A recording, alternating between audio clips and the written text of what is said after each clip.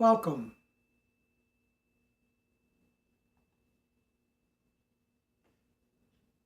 to the consciousness,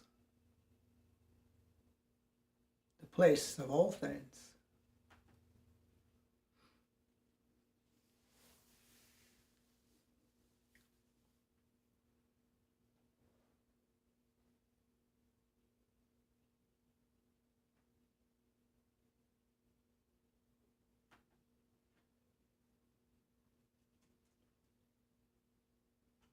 Wat jog and gilathog vitnyasoncha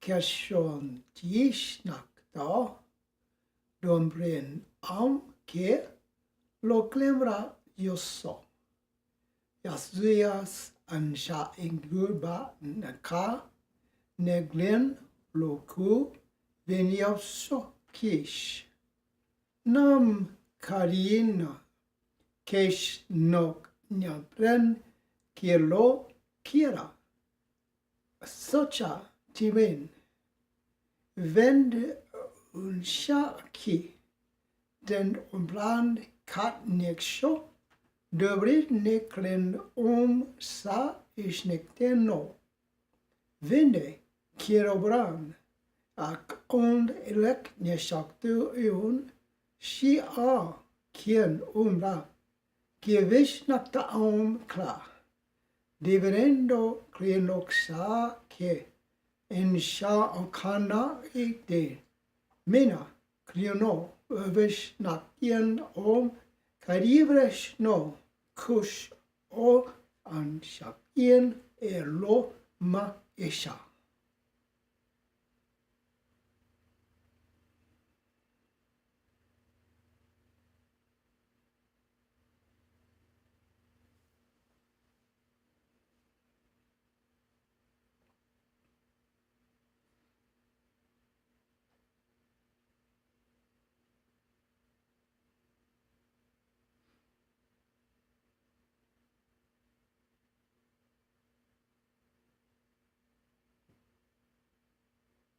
The consciousness. What else is there but that?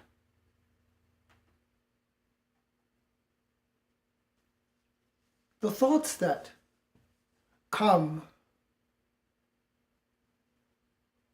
are that all things, everything is the consciousness. Every place, every event, every happening, every person, past and present and future. So we see, to present the all-inclusiveness of the consciousness is the work before us. The consciousness has many names, many faces. Throughout history has always been, for it is the very creation itself. As a human being, we experience a very limited perspective of the consciousness.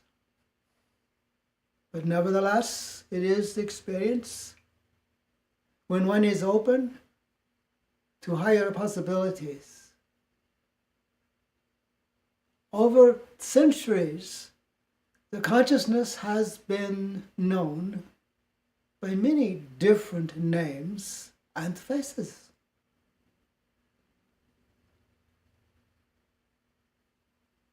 One of the most well-known face, of course, is God. When you begin to see God as the consciousness is God.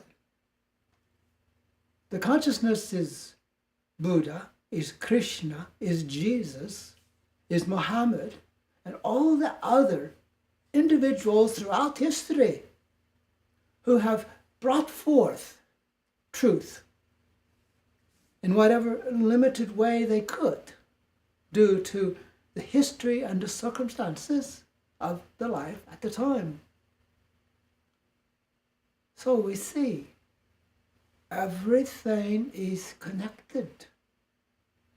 And in that connection, all is one. So imagine oneself free from beliefs and concepts of the other. What is left but the consciousness itself? The consciousness is not the other. The consciousness is all, is it, not the other. All of our individuals representing the consciousness have been seen as the other. Each on their own mission, with their own maybe agenda, but whatever was the inspiration, to carry forth, to bring forth the highest truth that could be realized at that time. The consensus reality of the world holds these things at bay, holds back, because of the human's beliefs and conditioning of the other. If one can drop the idea of the other, all that remains is the consciousness. That's it. Known by whatever name, it is still the consciousness.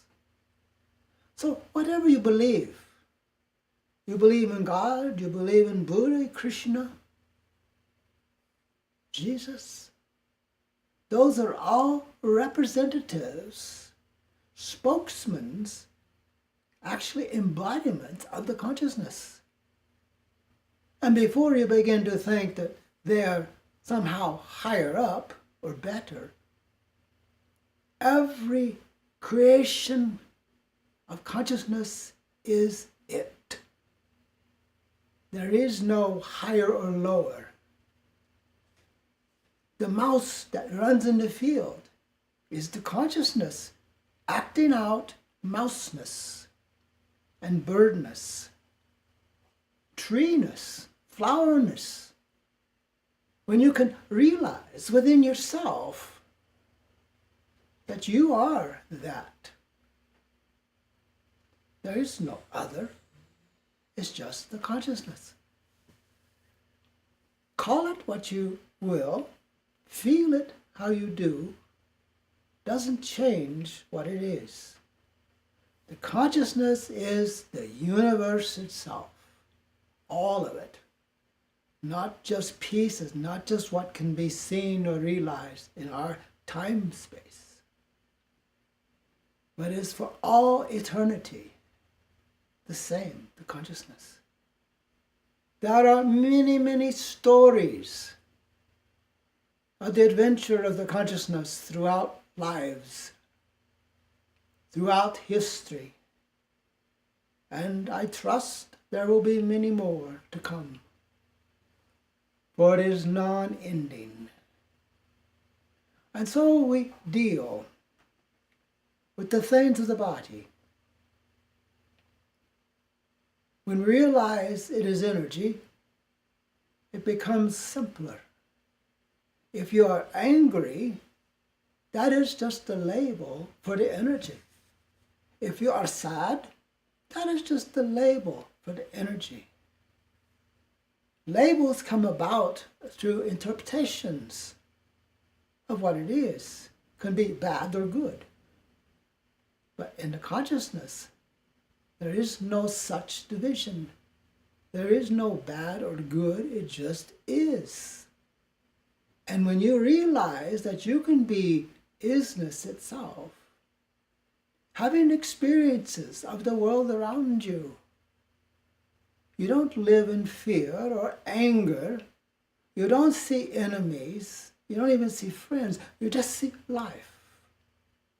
Life as it truly is at its core.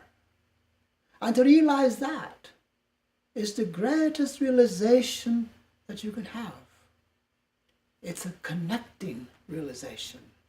for it connects you with all of creation, not just this earth, but all of creation. It's a big thing when you begin to recognize that we seem to be a small speck in an immense consciousness, and that consciousness is aware of this speck.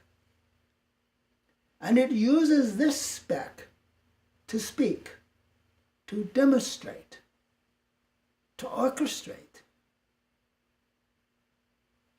to pass on this information of its true self, to awaken to the self. You begin to recognize that the highest possible experience for a human being is to see itself in the light of the consciousness, to experience itself as the embodiment of the consciousness. And one can go off on a tangent and say, oh, I'm the Christ, I'm the Buddha, I'm the Krishna, I'm a this, I'm a that. But my namesake, Ishvara, is all that man can know of God. And what is that? Simply, Ishvara is the embodiment of consciousness, but not separate from you. It's just maybe a little more brave about being it. But to realize that is great freedom, because you no longer have the anger or the fear, but you live in a place of connection awareness, of possibilities constantly unfolding, constantly in a state of becoming. Our earth is in a state of becoming. We can be fearful or angry about what's happening with it, but it is happening. So remove the labels and see the energy that is working its way through the limitations of beliefs and concepts and conditioning, as are you. You are doing the very same thing the earth is doing. You are working your way through the beliefs and concepts and conditioning of life around you. You can feel angry, you can feel joy, you can feel love, you can feel hate. All of it is just simply minor limitations, minor interpretations of the energy itself. When you're in a dark room, all is darkness. But then there's a ray of light. Suddenly you realize it is not all dark, there is a ray of light. And focusing on the ray of light, it gets bigger. And pretty soon, the darkness disappears. Anger disappears. Fear disappears, leaving only awareness of the consciousness itself in action. It is not a dormant thing. It is not a quiet thing. It's very loud. It's very energetic. And it's on the move constantly. As are you. You don't sit still. You may like to think that you're being still, but really, you're active. Your whole being is resonating with consciousness and awareness, preparing for the next step, whatever step that might be. We're in a state of preparation for our ascension, to move from the limitations of the physical realm into the unlimited realm of pure consciousness, seeing clearly the whole thing as it unfolds, moment by moment. It truly is life without end. We just have interpretations of endings. because of beliefs and concepts and conditioning. Drop those and you have become eternal. Eternal. No end to you. Oh, the body may wear out after a while.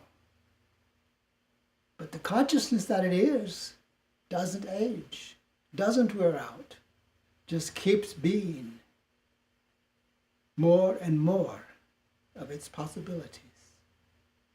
Such a journey you're invited to take when you open yourself to this awareness, allowing for this possibility to be the very cornerstone of your life. And when you do that, everything about your life will fall into place. You will live as life itself, the pure beingness of consciousness that you are designed to be from the very beginning of this whole adventure. So, welcome to the consciousness. Let it embrace you in the totality of yourself, in transcendence of your past. All is forgotten and forgiven of the past. It was all done through ignorance and unknowing.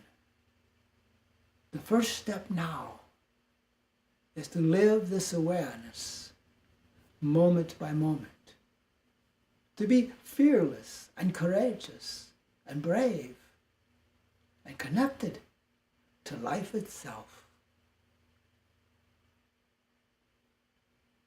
Wake up. See yourself as life.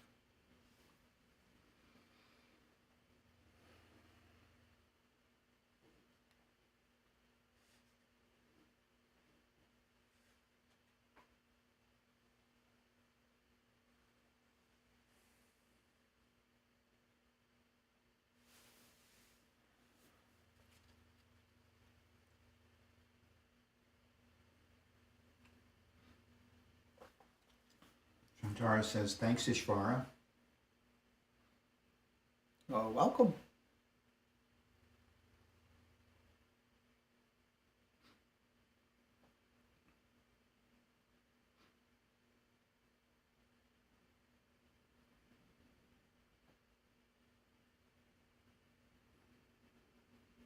And Anna and Slava say, thanks, Ishvara.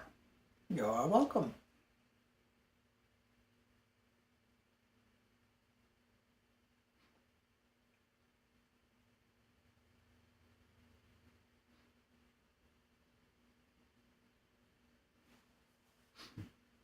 And Todd says, always just what I needed to hear. Thank you, Ishvara. You're welcome.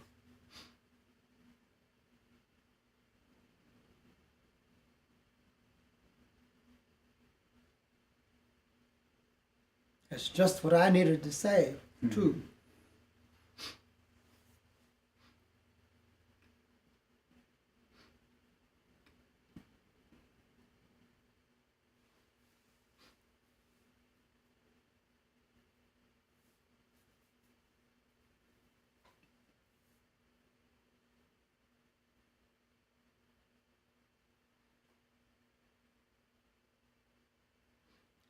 Thank you for being with us today.